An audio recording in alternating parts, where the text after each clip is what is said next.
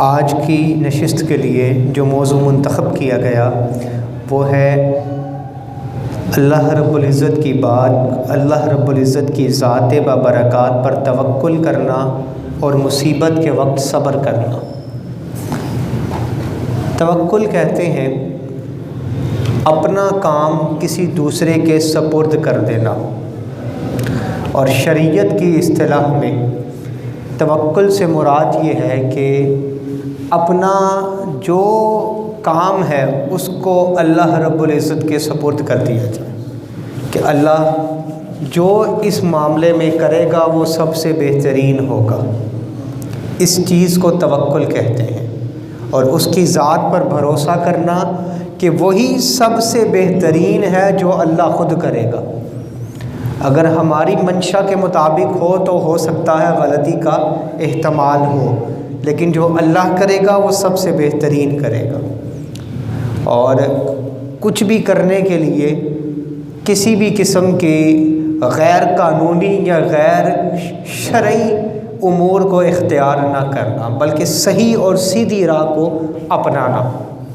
اور صبر کہتے ہیں کہ روک کے رکھنا خود کو، کوئی مصیبت آ جائے، کوئی پریشانی آ جائے، مشکل آ جائے تو اس پر واویلا نہیں مچانا، بلکہ اللہ رب العزت کی ذات پر توکل کرتے ہوئے خود کو برے کلمات سے یا برے کام سے روکے رکھنا ہے۔ اس کو صبر کہا جاتا ہے، اور صبر کی بھی اور توکل کی بھی بہت فضیلت ہے۔ حضرت عبداللہ بن عباس رضی اللہ تعالیٰ عنہما آپ روایت کرتے ہیں، قال رسول اللہ صلی اللہ علیہ وسلم يدخل الجنۃ من امتی 70,000 بغیر حساب هم الذین لا یسترقون ولا یتطیرون وعلی ربهم یتوکلون، او کما قال علیہ السلام۔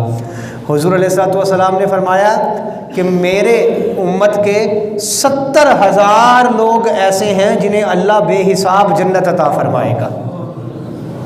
70,000 لوگ ایسے ہیں جنہیں اللہ بے حساب جنت عطا فرمائے گا، حساب نہیں ہوگا ان کا۔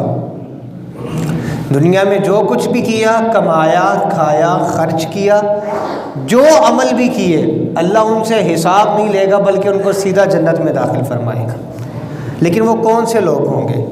لا یسترقون ولا یتطیرون، نہ تو وہ کوئی منتر پڑھتے ہوں گے اور نہ ہی وہ چڑیوں کو اڑا کر کوئی فعال نکالتے ہوں گے، بلکہ کیا کرتے ہوں گے؟ وعلی ربہم یتوکلون، وہ اپنے رب کی ذات کے اوپر توکل کرتے ہوں گے۔ ہمارے ہاں 4-5 دن کاروبار نہ چلے، کوئی 10-15 دن کام نہیں چلا، یا کام کم رہا، یا کوئی خدا نہ خواستہ نوکری چھوٹ گئی اور نوکری مل نہیں رہی، فٹ سے جائیں گے عامل کے پاس، اس کو دیکھے بغیر کہ وہ تابع شریعت ہے یا نہیں ہے، شریعت کی اتباع کرنے والا ہے یا نہیں ہے، حضور علیہ السلام کے فرامین پر عمل کرنے والا ہے یا نہیں ہے، اس کو مد نظر نہیں رکھیں گے۔ ہم کہیں گے یار اس کا تعویذ بڑا چلتا ہے، معلوم نہیں کہ وہ تعویذ نورانی علم سے ہے یا شیطانی علم سے ہے، لیکن ہمیں کس چیز سے غرض ہے جی؟ اثر کر جاتا ہے، ہم ایسے لوگوں کے پاس جاتے ہیں۔ دیکھیں، دم حق ہے لیکن جادو بھی حق ہے۔ یہ حق سے مراد صحیح ہونا نہیں، حق سے مراد یہ ہے کہ جادو کا اثر ہوتا ہے، لیکن وہ کیا ہے؟ کفر کی طرف لے جانے والا ہے۔ اور دم جو ہے، جو کلمات روحانی سے، کلمات ربانی سے، قرآن مجید سے، احادیث مصطفیٰ سے صلی اللہ علیہ وسلم سے کیا جاتا ہے، یہ بھی حق ہے، ان کو اختیار کرنا غلط نہیں ہے۔ لیکن ایسے لوگوں کے پاس جانا کہ جو آپ دیکھیں گے عجیب عجیب آپ سے مطالبات کریں گے، فلاں چیز لے آئیں جی، فلاں الو کا خون لے آئیں جی، اس طرح کا کام کر لیں جی، کوئی سری لے آئیں جی، ہم اس پر کریں گے جی، اس کو ایسے کر کے، ایسے مار کے، ایسے پھینکنا ہے، پھر پیچھے مڑ کے نہیں دیکھنا جی، رزق کو ضائع کرنا ہے جی، وہ انڈے ایسے توڑ دینے ہیں جی۔ اب مجھے نہیں معلوم کہ رزق یہ کون سا عمل ہے اور کون سا عمل نہیں، اور وہ کیا پڑھتے ہیں اور کیا نہیں پڑھتے، لیکن میں نے آپ کے سامنے نبی کریم صلی اللہ علیہ وآلہ وسلم کی حدیث پاک رکھی ہے، جو بخاری اور مسلم کی متفق علیہ حدیث پاک ہے۔ فرمایا کہ وہ لوگ بغیر حساب جنت میں داخل ہوں گے جو منتر پر عمل نہیں کرتے، منتر نہیں پڑھتے۔ ایسے لوگوں کے پاس جائیں جو قرآن مجید سے آپ کا علاج کریں، جو احادیث مصطفیٰ صلی اللہ علیہ وسلم سے علاج کریں۔ ولا یتطیرون، ایسے چڑیاں اڑا کر بھی، وہ ہم عجیب عجیب طرح کے لوگ نکالتے ہیں، وہ فال نکالتے ہیں کہ یہ ایسا ہوگا، یہ اچھا ہوتا۔ یوں تھا کہ زمانہ جاہلیت کے لوگ جب کوئی کام کرنے لگتے یا کسی سفر پر نکلنے لگتے تو چڑیوں کو اڑاتے تھے، تو اگر تو چڑی اڑتے وقت دائیں جانب چلی جاتی تو وہ سمجھتے کہ یہ کام ٹھیک ہے، یہ کام کر لیں، اور اگر بائیں جانب چلی جاتی تو وہ یہ کام نہ کرتے، وہ کہتے اس کام میں خیر نہیں ہے۔ تو نبی کریم صلی اللہ علیہ وسلم نے ان چیزوں سے منع فرمایا، فرمایا وَعَلَىٰ رَبِّهِمْ يَتَوَكَّلُونَ، اپنے رب پر توکل کرتے ہیں۔ اور کتنی فضیلت ہے یہ تو آپ نے یہ دیکھا نا۔ اب آگے سنیے، حضرت عبداللہ بن عباس رضی اللہ تعالیٰ عنہما آپ ہی روایت کرتے ہیں، خرج رسول اللہ صلی اللہ علیہ وسلم یوماً، ایک دن آقا کریم صلی اللہ علیہ وسلم تشریف لائے، فقال، آقا علیہ السلام نے فرمایا، اُرِدَتْ عَلَيَّ الْأُمَمُ، کہ میرے اوپر امتیں پیش کی گئیں، فَجَعَلَ يَمُرُّ النَّبِيُّ وَمَعَهُ رَجُلٌ، محدثین نے لکھا، وقت اتنا نہیں کہ میں بہت زیادہ تفصیل بھی بیان کروں، محدثین نے لکھا کہ غالباً یہ واقعہ معراج یا اور طرح کے معاملات بھی ہو سکتے ہیں، جو حضور علیہ السلام کو نیند کے اندر بھی معراج کروائی جاتی تھی، وہ بھی معاملہ ہو سکتا ہے۔ اس وقت آقا علیہ السلام نے یہ سارے مشاہدات کیے، لیکن وہ مشاہدات ہیں کیا؟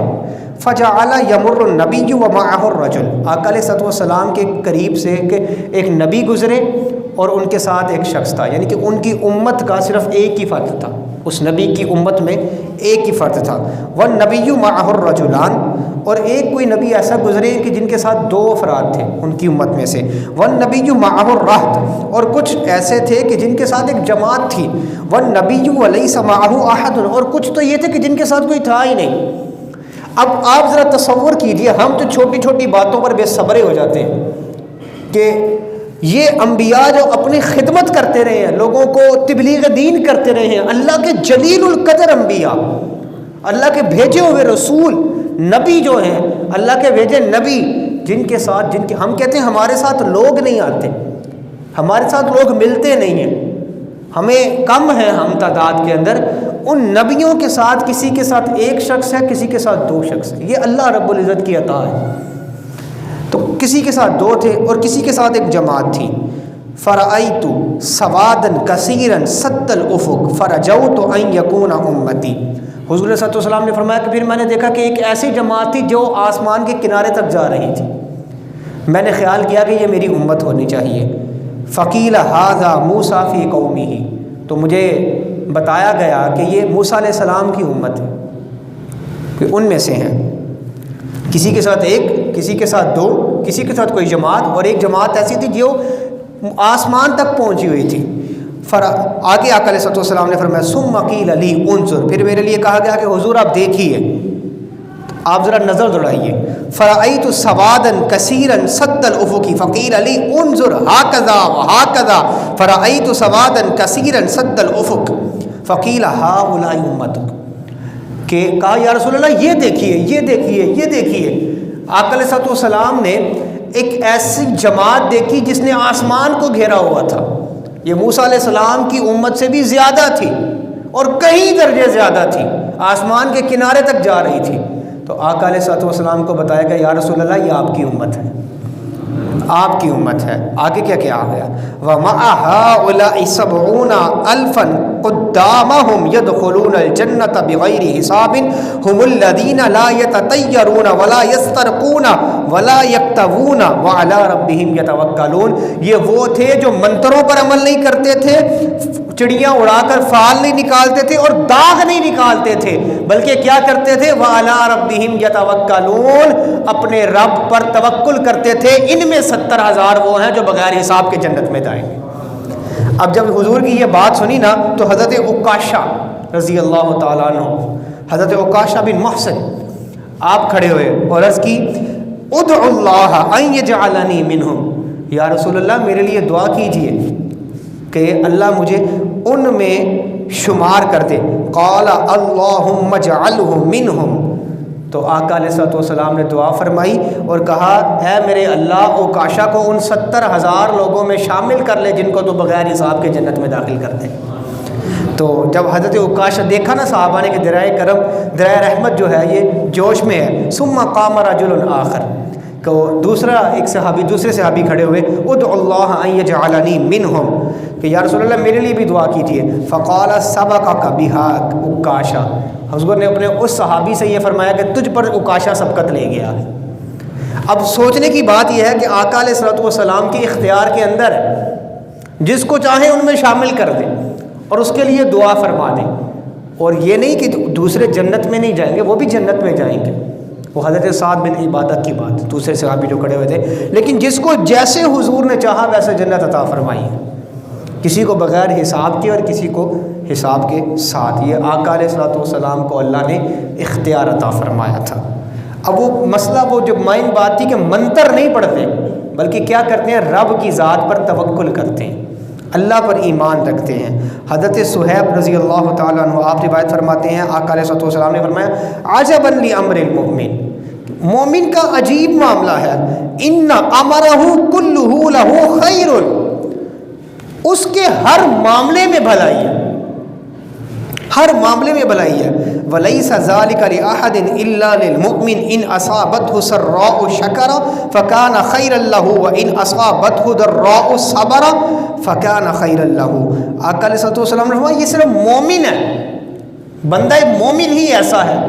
کل عالم انسانیت میں سے یا کل مخلوقات میں سے بندہ مومن ہی ایسا ہے جس کو کوئی مصیبت پہنچے یا خوشی پہنچے، دونوں معاملے کے اندر اس کے لیے خیر ہی خیر ہے.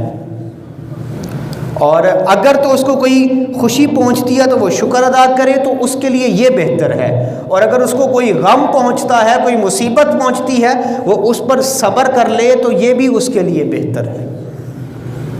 وہ اس کے لیے عام طور پر مختلف طریقوں کے ساتھ ایک مثال دے کر اس چیز کو سمجھایا جاتا ہے کہ اللہ کے ہر معاملے کے اندر خیر ہے. ایک شخص کہیں گاڑی لے کر جا رہا تھا، وہ ایک خاص جگہ کے اوپر گاڑی، ایک درخت کے سائے کے نیچے گاڑی کھڑی کرنا چاہتا تھا تاکہ اس کی کوئی گاڑی جو ہے اس کو کوئی زیادہ نقصان نہ ہو، چھاؤں کے اندر کھڑی رہے. وہ کچھ پہلے ہی اس درخت سے پہلے اس کی گاڑی تھوڑی سی خراب ہو گئی، کوئی چھوٹا سا مسئلہ آ گیا گاڑی کے اندر. یہ حکایت ہے بس سمجھانے کے لیے. تو وہ گاڑی اس جگہ پر پارک نہیں کر سکتا جہاں پر وہ جو پارک کرنا چاہتا تھا.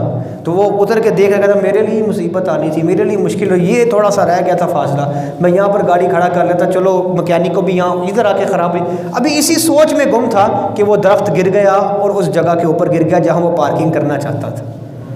اب دیکھنے میں تو پہلے اس کے لیے مسئلہ تھا، لیکن وہ اس کو چھوٹی تکلیف پہنچی، اس نے اس کو ایک بڑی تکلیف سے بچا لیا.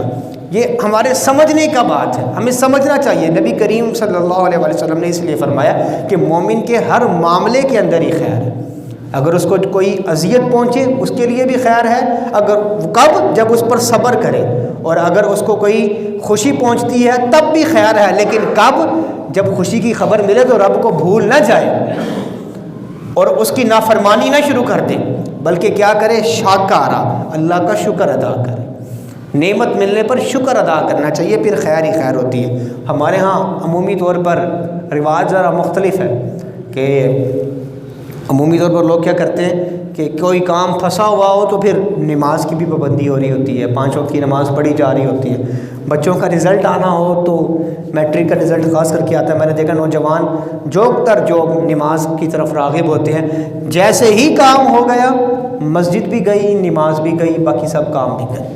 تو ایسا نہیں ہونا چاہیے، بلکہ نعمت کے حصول کے اوپر اللہ رب العزت کا شکر ادا کرنا چاہیے. حضرت ابو ہریرہ رضی اللہ تعالیٰ عنہ آپ روایت کرتے ہیں، قال رسول اللہ صلی اللہ علیہ وسلم المؤمن القوی خیر واحب الی اللہ من المؤمن الضعیف وفی کل خیر احرص علی ما ينفعك واستعن بالله ولا تعجز وان اصابك شيء فلا تقل لو انی فعلت كان كذا وكذا ولكن قل قدر الله وما شاء فعل فإن لو تفتح عمل الشیطان. آقا علیہ السلام نے فرمایا کہ جو قوی مومن ہے، طاقتور مومن ہے، وہ ضعیف مومن سے زیادہ محبوب ہے اللہ کو. اب اس کی وجہ کیا ہے؟ یہ جو کمزور ہے یہ عبادات کے اندر بھی پھر کمزوری کرے گا. جو طاقتور ہے اس کی عبادت، اسی لیے کہتے ہیں جوانی کی عبادت اللہ کو بڑی پسند ہے، گرمیوں کے روزے اللہ کو بڑے پسند ہیں، سردیوں کا وضو اللہ کو بڑا پسند ہے. جوانی کی عبادت اللہ کو بڑی، کیوں؟ جوانی کے اندر انسان، اس کا یہ مطلب نہیں کہ اگر کوئی بڑھاپے میں چلا گیا تو وہ عبادت نہ کرے، لیکن وہ زیادہ پسند کیوں ہے؟ انسان کے اعضاء جو ہیں یہ سلامت ہوتے ہیں، وہ رکوع ہوں، وہ سجود ہوں، وہ ان کو صحیح طرح سے ادا کرتا ہے. یا اللہ نہ کرے کوئی بیماری آ جائے، کوئی ایکسیڈنٹ ہو جائے، کوئی چوٹ لگ جائے، تو اس وقت وہ قادر نہیں ہوتا نماز کے ارکان کو اس طرح سے ادا کرنے پر. اسی لیے جو قوی ہے ضعیف کی نسبت، جو مضبوط ہے وہ اللہ کو زیادہ محبوب ہے، کیونکہ وہ عبادات اچھی کرتا ہے. اور ہر معاملے کے اندر حضور نے فرمایا خیر ہے، حضور نے فرمایا کہ مدد جو ہے وہ اللہ سے طلب کرنی چاہیے، اور کبھی بھی ایسا نہ ہو کہ اللہ سے مانگنے میں وہ بندہ حیا کرے، نہیں، بلکہ ہمیشہ اللہ سے مانگتا رہے. جو اللہ عطا کرے گا اسی کے اندر بہتری ہے. یہ نہ کہے او کاش میں یہ بھی کر لیتا تو یہ ہو جاتا، نہ، ایسے معاملات نہیں.